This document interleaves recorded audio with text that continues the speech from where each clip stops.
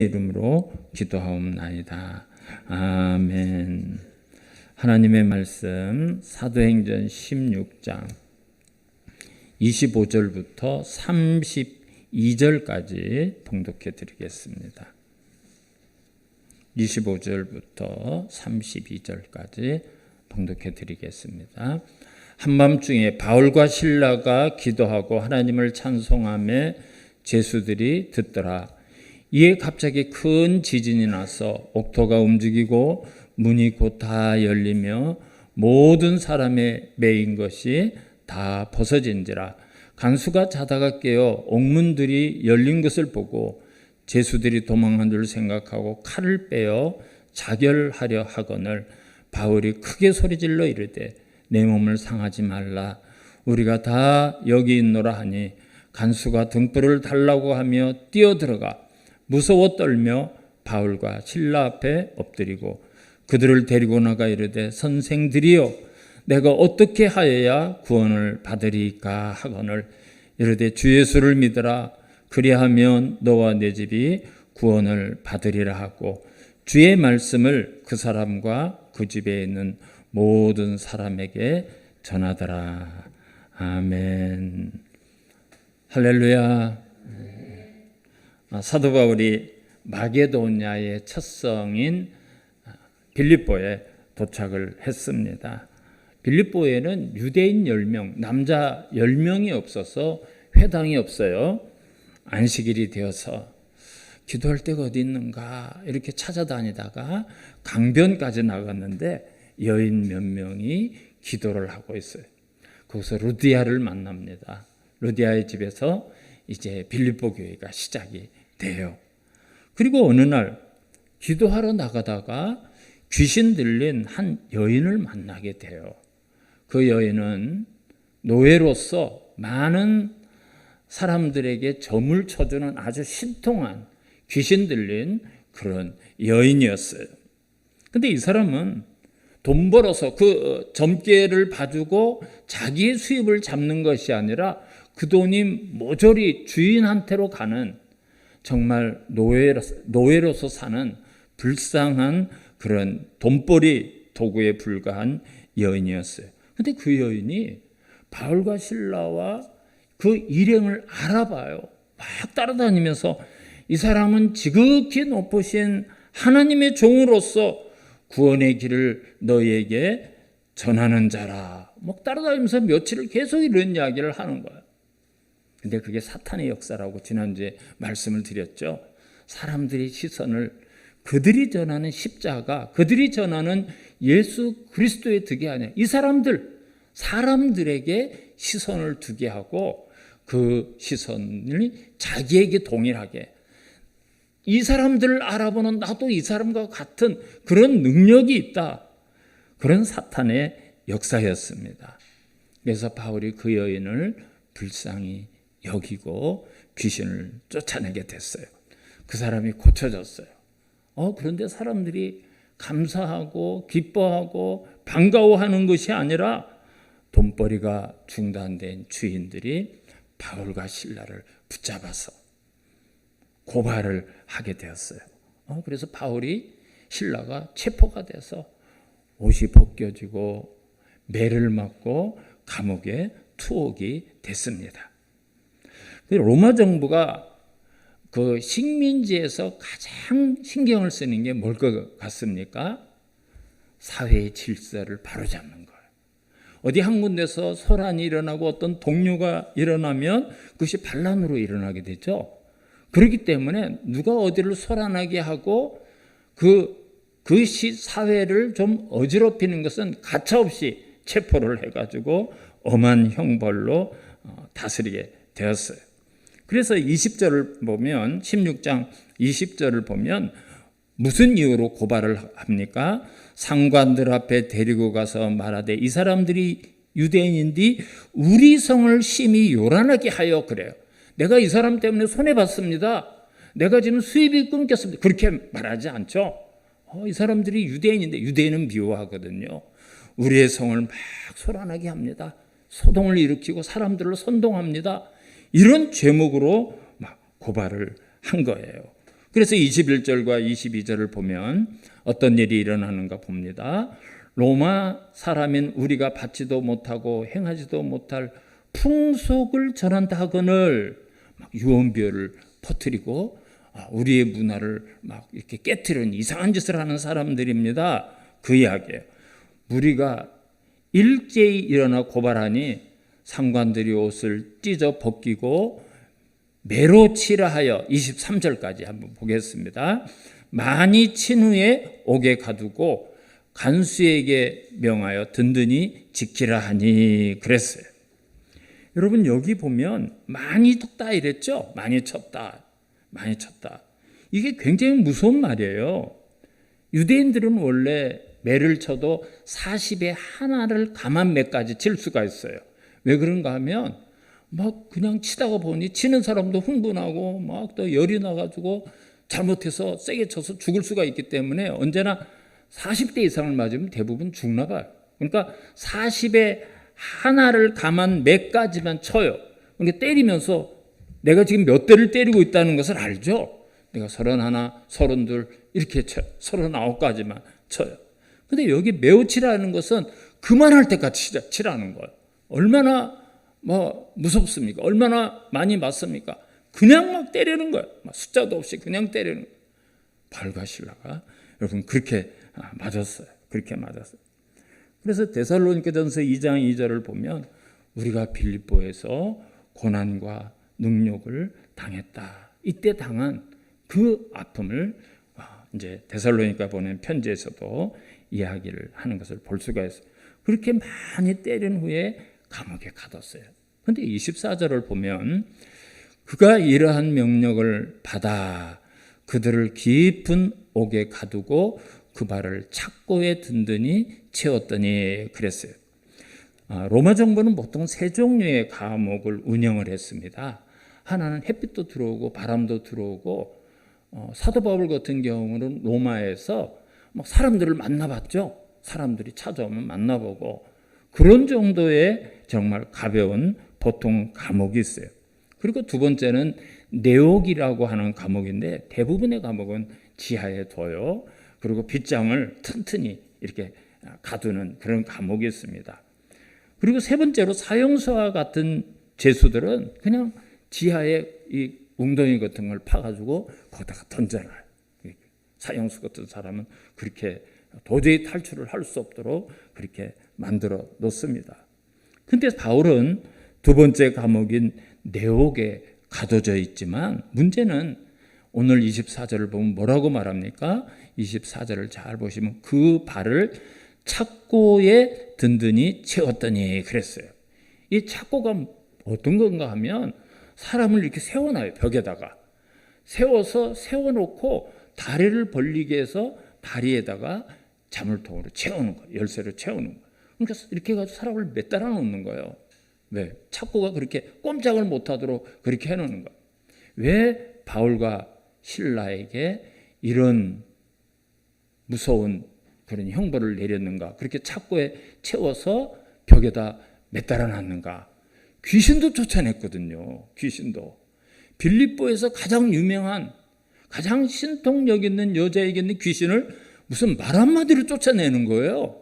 그러니까 이거 밤중에 자기들이 탈옥을 한다든지 여기서 무슨 일이 일어날까 싶어가지고 완전 매달아 놓은 거예요. 이렇게 그냥 다리를 잠수로 채워서 착고가 이제 그런 거예요. 그런데 바울과 실라가 그렇게 매를 맞고 그렇게 착고에 채워져서 감옥에 있으면서 어떻게 했는가? 우리가 25절을 같은 목소리로 한번 읽어보겠습니다. 25절 시작. 한밤중에 바울과 실라가 기도하고 하나님을 찬송하며 제수들이 듣더라 그랬어요. 제수들이 듣더라. 한밤중에 그 매를 맞고 그 힘든 한밤중에 기도하더니 막 찬송을 하는 거예요. 여러분 기도는 우리가 보통 어떨 때 하죠? 솟아날 구멍이 없을 때. 앞에는 홍해 바다가 있고 뒤에는 애굽의 병사들이 쫓아오는 그런 상황 같은 경우. 도저히 방법이 없을 때. 그럴 때 대체로 기도하시죠? 그럴 때 기도해요. 그렇게 기도라는 것은 형통할 때는 잘 안 나와요. 내가 벼랑 끝에 서서 아이고 하나님 이제 나 죽겠습니다. 이럴 때 기도가 나와요. 그렇죠? 대체로 그렇죠. 형통하고 내가 잘 돼. 너무나 신나.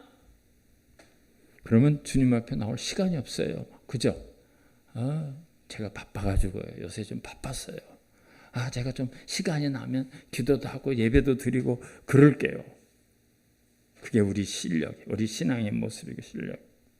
근데 조금 어려우면 기도라도 해야 될까 봐. 기도라도 해야 될 것 같아. 좀 문제가 잘 안 풀리네. 그쯤 나가요. 그쯤. 근데 정말 어려워요. 딱 막혀가지고 도저히 돌파구가 헤쳐나갈 방법이 없어요.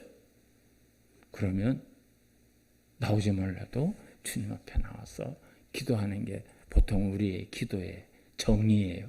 기도의 정체성. 우리가 기도하는 모습들이에요. 그 문제가 딱 해결되면 이제 교회 또 안 나와요. 기도하라 안 나와요. 기도와 담싸요. 대부분의 성도들이 그렇게 기도들을 하시더라고요.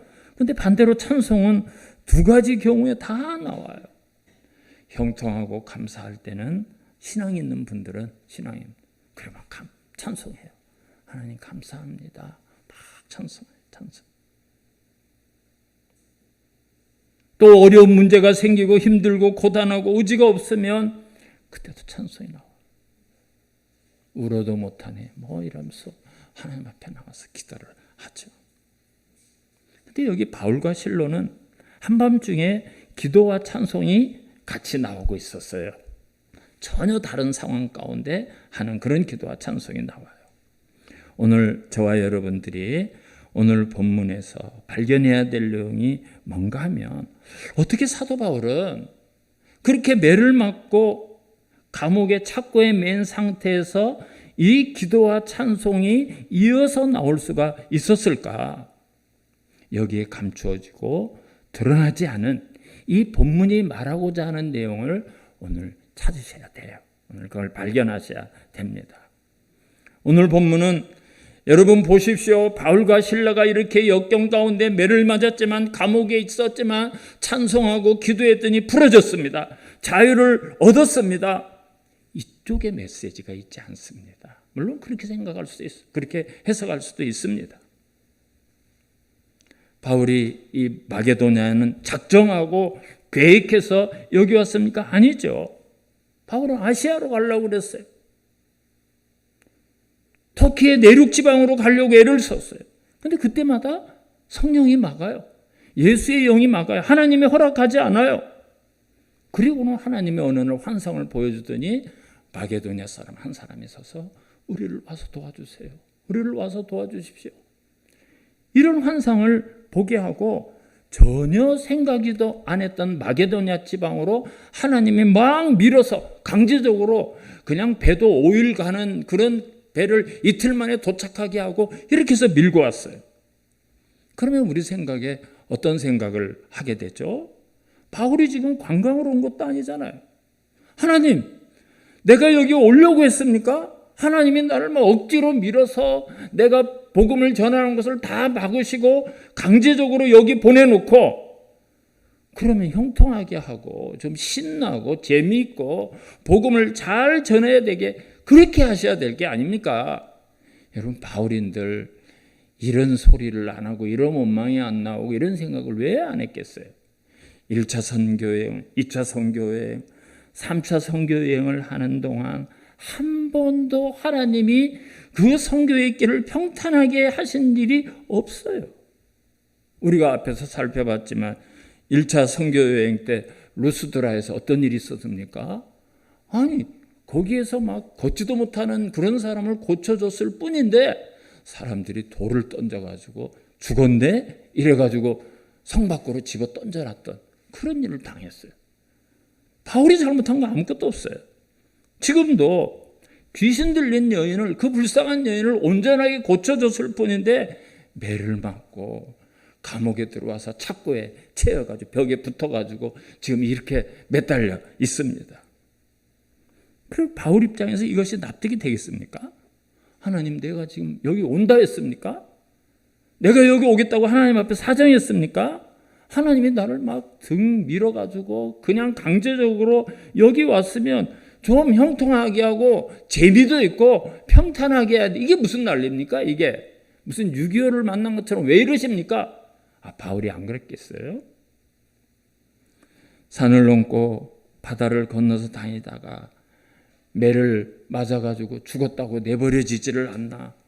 오늘도 옷을 벗겨가지고 그냥 수도 없이 몇 대를 맞았는가 숫자도 없이 매 맞게 하고는 그냥 벽에 매달려가지고 지금 이러고 있어요. 바울이 이해가 안 됐을 거예요. 바울이 여기서 이해가 안 됐어요. 그래서 막 그 바울이 했던 기도는 아마 하나님이 원망하는 기도부터 시작했을 거예요. 근데 여러분, 제가 구약에서 한 예를 들어서 좀 말씀을 드리겠습니다. 이해하기 쉽게. 사무엘이라는 선지자가 나오죠. 아주 유명한 선지자예요. 사무엘의 아버지는 아내가 둘이었어요. 사무엘의 어머니 한나가 본처예요. 근데 아버지가 첩을 얻었어요. 첩을 얻었어요. 분인나라는 첩을 얻었는데 사무엘의 어머니는 자식을 못 낳았어요. 근데 이 분인나는 자식을 낳았어요. 그러니까 툭 하면 이 분인나가 사울의 어머니 한나에 약을 올리는 거예요.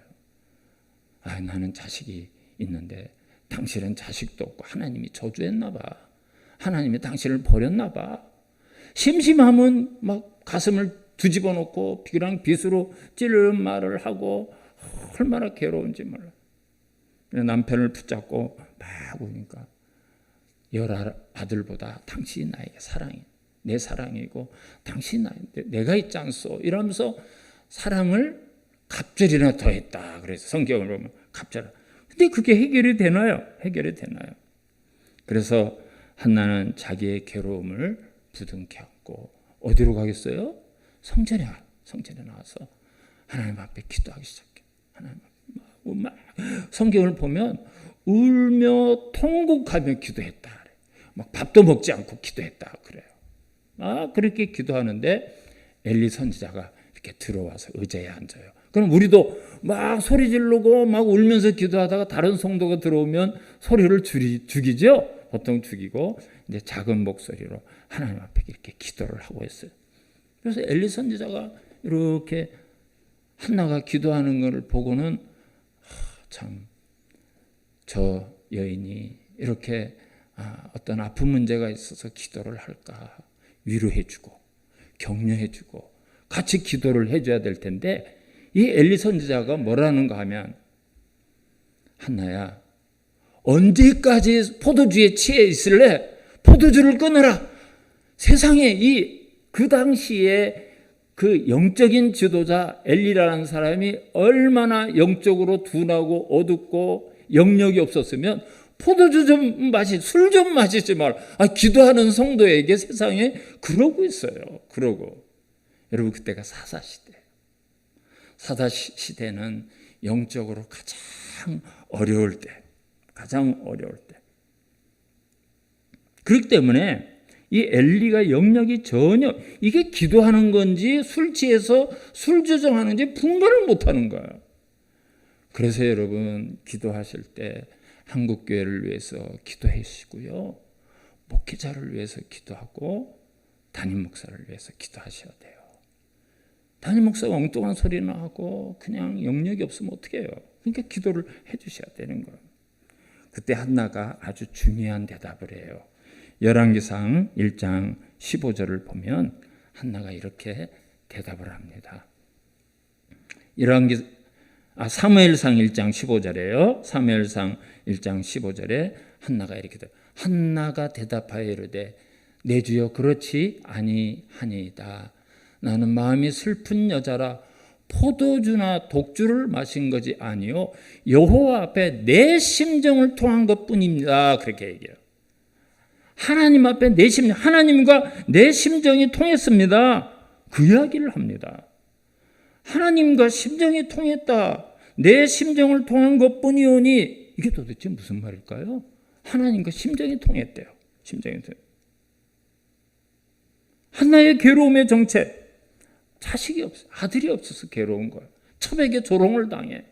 수시로 자기를 비웃어요. 조롱해요. 그래서 아들을 달라고 기도한 거예요. 하나님, 내가 이 조롱당하고 멸시당하고 아들 주십시오. 아들 하나 주십시오. 하나라도 주십시오. 하나님 앞에 울면서 막 그렇게 통곡을 막 했어요.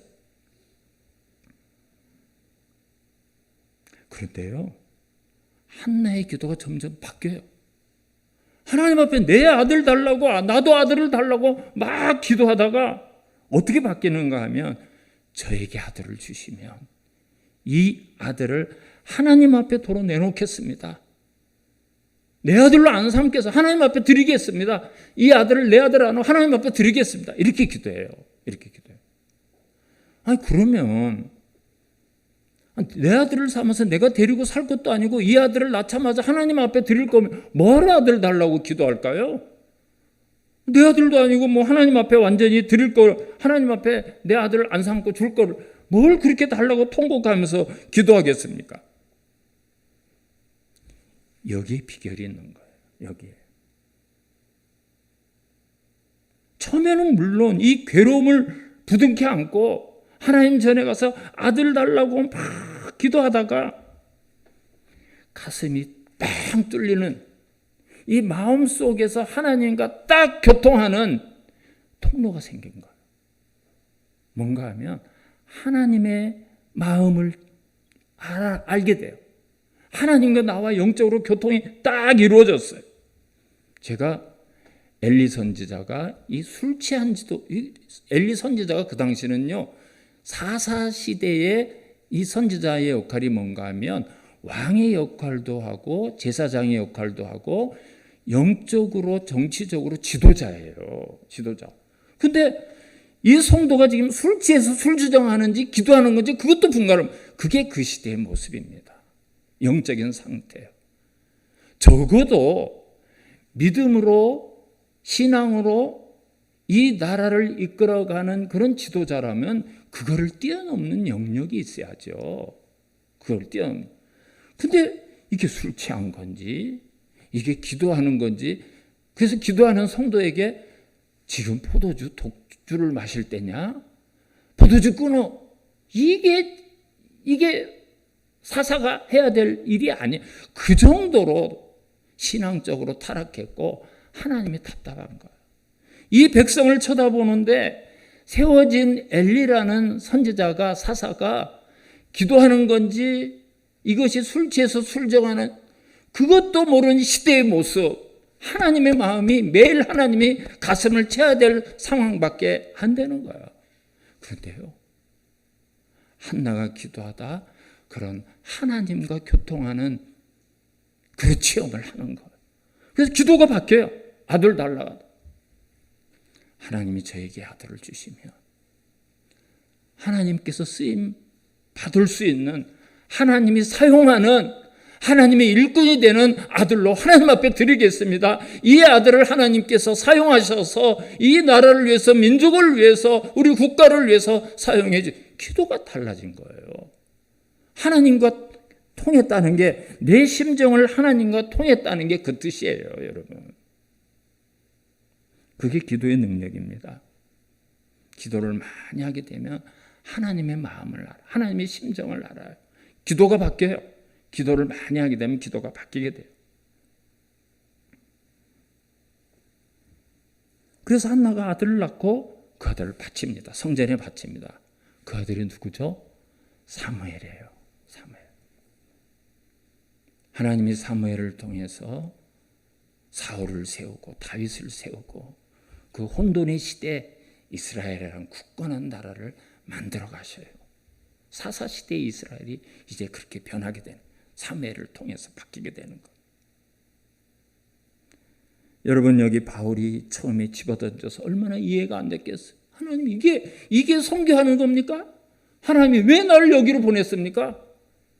이러려면 저를 뭐하러 보내요? 매일 얻어 터지고 내가 뭘 잘못했습니까? 막 기도하는 가운데 이 민족을 위해서, 이 영혼들을 위해서, 이 사람들을 위해서, 이 빌립보에 예수 그리스도의 복음이 전혀 들어갈 수 없는 이 우상단지에 매여 있는 죽어가는 이 불쌍한 영혼들을 마음이 바뀌는 거예요. 하나님께 기도하다 원망하다가 그래서 하나님이 나를 여기 보내는구나. 이 영혼들에게 이 귀신을 붙들고 거기에 구원이 있는 것처럼 그 점쟁이를 따라다니고 온갖 우상을 섬기는 도저히 하나님이 구원할 수 없는 이 영혼들에게 예수 그리스도의 피 묻은 십자가에 그 복음을 전하라고 나를 옥에 가둬가면서 매를 맞게 하면서까지 이 영혼을 살리기를 원하시는 것이 하나님의 마음이구나. 여러분 기도하다가 바울이 하나님의 마음을 깨달아요. 하나님의 마음이 이런 마음이구나. 하나님의 마음이 이런 마음. 그래서 내가 아시아로 가려고 하는데 하나님이 막으시고 그 아시아 지방에 그 터키에는 베드로를 보내고 바나바를 보내고 그래서 나를 이 유럽으로 보내셨구나. 마게도냐로 보내셨구나. 하나님 뜻이 거기 계셨군요. 그걸 깨닫는 거예요. 바울이 그걸 깨닫는 거예요. 이 영혼들 하나님이 얼마나 사랑하시는가. 하나님이 이들을 사랑하셔서 나를 막 이틀 만에 도착하게 하시고 그 막 강변에서 기도하는 사람을 만나서 그 집에 묵으면서 거기서 교회가 시작되면서 오늘 또 누구를 구원하시려고 나를 이 감옥에 보내셨을까? 그걸 깨닫는 거예요. 그러니까 감사의 찬송이 나오는 거예요. 감사의 찬송이 나오는 거예요. 감사의 기도가 나오는 거예요. 하나님 나를 사용하여 주십시오. 그 기도가 나오는 거예요. 하나님이 무엇을 원하시는가를 아는 거예요. 시편을 보겠습니다. 시편 40편. 이거 다윗의 시예요. 시편 40편 1절에서 3절까지만 한번 보겠습니다. 내가 여호와를 기다리고 기다렸더니 귀를 기울이사 나의 부르짖음을 들으셨도다. 나를 기가 막힐 웅덩이와 수렁에서 끌어올리시고 내 발을 반석 위에 두사 내 걸음을 견고하게 하셨도다. 지금 다윗이 기가 막힐 정말 웅덩이와 수렁에서 빠졌어요. 새 노래 곧 우리 하나님께 올릴 찬송을 내 입에 두셨으니 많은 사람이 보고 두려워하여 여호와를 의지하리로다 그랬어요. 여러분 다윗은 문학가 중에 문학가고 시인 중에 시인이고 음악가 중에 음악가예요. 근데 다윗이 어떤 영적인 깊은 절망 가운데 노래를 하는데 어제 노래가 전에 불렀던 노래가 아니라 새 노래를 부른다 그랬어요. 새 노래를 부른다. 새 노래 곧 우리 하나님께 올릴 찬송을 내 입에 두셨으니 많은 사람이 보고 두려워하여 여호와를 의지하리로 하다 그랬어요. 그럼 내가 찬송하면 여러분 듣죠? 여러분 들어요. 여러분이 찬송하면 그 찬송을 들어. 근데 다윗이 뭐라고 말해? 많은 사람이 본다 그랬어요. 찬송을 어떻게 볼까요? 가사를 띄워줘서 TV에 나오는 화면에 나오는 그 가사를 봤을까요? 찬송을 본다 그랬어요. 찬송을 본다, 듣는다가 많은 사람들이 찬송을 보고 두려워한다 이랬어요. 본대요. 다윗은 기가 막힐 웅덩이와 수렁에 던져졌지만 하나님이 끌어올리시고 다윗을 반석 위에 다시 세우시는 모든 과정을 다윗이 믿음으로 노래했던 그 모든 과정을 모든 사람들이 보고 와 다윗이 고백한 대로 다윗이 찬송한 대로 정말 그대로 다 되네. 하나님을 두려워하고 다윗을 두려워하게 한다는 거예요. 다윗을 두려워한다는 거예요. 여러분 찬송을 본다는 의미가 그겁니다. 여러분들이 하나님 앞에 하나님의 은혜와 기적을 경험하고 드디어 입술을 통해서 그 하나님의 전능하심과 그 하나님의 크신 은혜와 능력을 노래할 때 세상 사람들이 두렵고 놀라운 마음으로 저 사람은 하나님이 함께하는 사람이구나. 감히 우리가 어떻게 할 수 없구나. 하나님이 지키는 사람이구나. 그 하나님의 손길을 본다는 거예요. 오늘 본문으로 다시 돌아가서 25절을 보겠습니다. 25절을 제가 읽어드릴게요. 한밤중에 바울과 실라가 기도하고 하나님을 찬송하며 제수들이 듣더라. 제수들도 다 들었어요. 간수들도 다 들었어요. 귀를 기울였어요. 이 사람들이 어떻게 된 사람이야 도대체. 막 귀신도 쫓아냈다고 하더니 지금 매 맞고 배도 어마어마하게 맞고 착고에 채워져서 어떻게 노래를 할까? 어떻게 노래를 할까? 참 이상한 사람들이다. 도대체 저 사람들은 어떤 사람들일까? 지켜보고 있어요. 지켜보고 있어요. 그런데 갑자기 이상한 현상이 옥토가 흔들리기 시작해. 지진이 일어나는 거예요. 지진이. 그러더니 옥문이 푹 열리고 메었던 착과 모든 사슬이 다 풀어져요. 다 풀어져요. 26절 한번 볼까요? 이에 찬송할 때 한참 찬송하고 기도하고 그러고 있을 때 이에 갑자기 큰 지진이 나서 옥토가 움직이고 문이 곧 다 열리며 모든 사람이 메인 것이 다 벗어졌다 그랬어요. 간수가 깜짝 놀라서 깼어요. 깜짝 놀라. 보니까 옥문이 열려 있네요. 옥문이 열려 있어. 아이고, 죄수들이 도망갔겠다. 그 착고에 단단히 메웠는데 그 다 풀어졌네. 이거 다 도망갔구나. 칼을 빼서 자결을 하려. 왜 그런가 하면요. 그 당시 로마법에는 감옥소에 사형수가 들어왔어요. 근데 그 사람이 탈옥을 했어요. 그러면 간수가 대신 사형을 받아요. 징역 5년을 살아야 될 사람이 탈옥을 했어요. 그럼 간수가 5년을 살도록 되어 있는 거예요. 여기 막 죄수들이 다 탈옥하고 이 착고의 메인 사람이 다 돌아오고 나 죽었구나. 27절 볼까요? 간수가 자다가 깨어 옥문들이 열린 것을 보고 죄수들이 도망한 줄 생각하고 칼을 빼어 자결하려 하거늘. 이 고난을 당하되 차라리 죽자. 칼을 빼서 자살을 팍 하려는 순간 바울이 소리를 질러. 28절 바울이 크게 소리 질러 이르되 내 몸을 상하지 말라. 우리가 다 여기 있노라.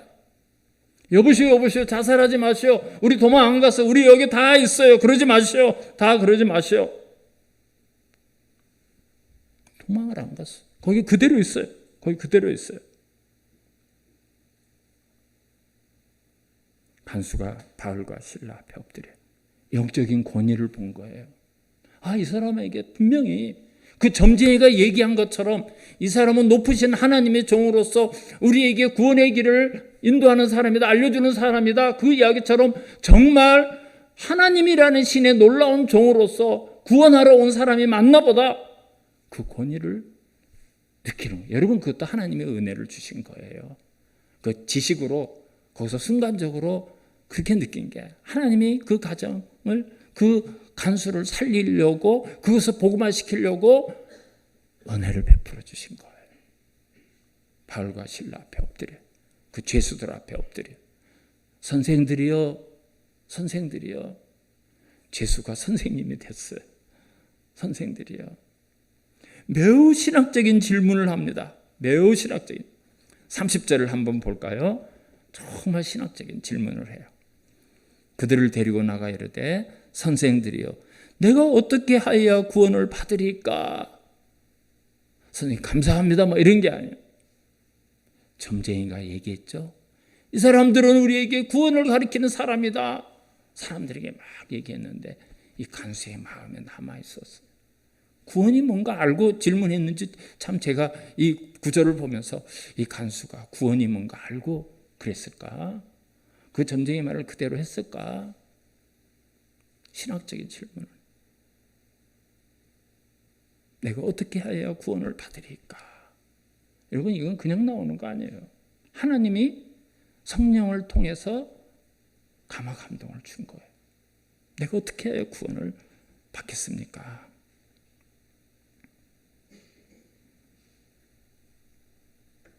(31절에) 대답을 해주죠. 이르되 주 예수를 믿으라. 그리하면 너와 내 집이 구원을 받으리라. 주 예수를 믿으라. 근데 예수를 믿기로 해요. 예수를 믿기로 해요. 자기 집에 초청해서 말씀을 듣습니다. 온 가족이 모여서 말씀을 듣고 예수를 믿기로 하고 세례를 받습니다. 그들이 구원을 받아요. 구원을 받아요. 하나님께서 한 영혼을 얼마나 사랑하시는지 그 간수를 구원하시고 그 가족을 구원하시려고 바울과 실라가 그렇게 매를 맞고 고난을 당하면서 구원하게 하시. 그렇게 복음이 유럽 땅에 전파되게 하시. 여러분, 우리가 한 명을 전도하려면 힘들죠. 더럽고 치사하죠. 어떤 때는 에이 막 이런 말 생각이 드실 때도 있죠. 근데 하나님은요, 전도의 미련한 방법으로 구원하시려고 작정하셨어요. 하나님이 그냥 꼬꾸라져서 예수 믿게 하실 수도 있어요. 전도의 미련한 방법. 미련한 거 하나님도 알아요. 우리의 눈으로 보기에 그게 미련해요. 어떻게 이렇게 막 힘들게 복음을 전하고 구원하게 하실까? 여러분, 우리가 복음을 전하는 것은 믿지 않는 사람에게도 영향을 미쳐요. 심판대에 서서 난 뭐 예수가 있는지도 몰랐는데요. 야, 너 자유롭게 아무개 집사가 너 예수 믿자고 얼마나 그렇게 얘기했냐? 여러분, 무서운 거예요. 전도가 심판의 증거가 돼요. 그리고 택한 사람은 구원을 받습니다. 구원을 받아요. 고린도 교회 편지를 통해서 사도 바울이 그러죠. 하나님은 전도에 미련한 것으로 믿는 자들을 구원하시기를 기뻐하신다 그랬어요. 그래서 바울은 그런 하나님의 뜻을 깨닫고 한 영혼을 구원하는 거라면 강의 위험, 산의 위험, 바다의 위험, 들의 위험, 강도의 위험, 돌로 던짐을 받는다든지 감옥에 갔는지 매를 맞는다든지, 그래서 내가 구원을 시킨다면, 한 영혼에도 구원한다면 주님이 어디를 보내셔도 찬송하며 감사하며 가겠습니다. 변화가 되는 거예요. 확신을 갖는 거예요. 하나님의 뜻을 깨닫는 거예요. 찬송을 부를 수가 있었어요. 그래서 감옥에서 감사의 기도를 드릴 수가 있는 거예요. 하나님이 또 오늘 어떻게 역사하시려고 그러십니까? 하나님은 또 놀라운 역사를 통해서 누군가 구원하시겠군요. 기도가 달라지는 거예요. 하나님과 마음이 통한, 심정이 통한 거예요. 사랑하는 성도 여러분, 성경은 이런 사람들을 향해서 세상이 감당하지 못하더라 이렇게 기록하고 있어요. 아무쪼록 바울이 드렸던 기도와 찬송이 저와 여러분의 가슴 속에서 다시 회복되고 일어나기를